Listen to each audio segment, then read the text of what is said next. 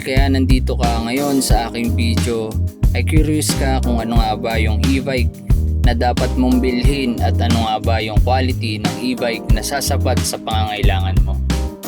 Kaya ngayon, samahan mo ko dito sa aking video kung ano nga ba ang kagandahan ng e-bikes at e-bike na dapat mong bilhin.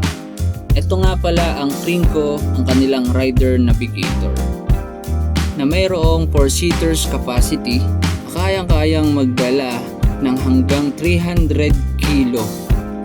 Imagine, di ba? Sobrang sulit niya. In terms of brake system, meron siyang tatlong brake. Meron siyang front disc brake, at meron siyang rear drum brake, at meron siyang foot pedals. In terms of funnel, meron siyang LED funnel na kung saan ay napakaangas talagang tignan. In terms of battery, meron siyang 60 volts at 36 amperes, at ang battery ginamit sa kanya is Chilwi, isa sa pinaka the best na battery.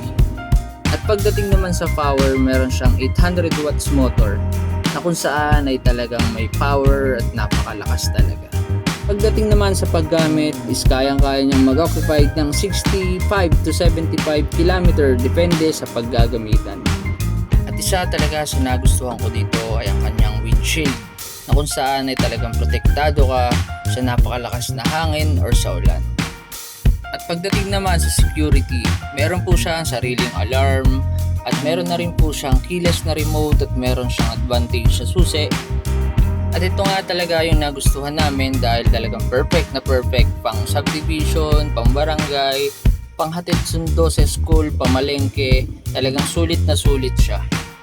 At kung meron ka pang tanong, message mo lang ako.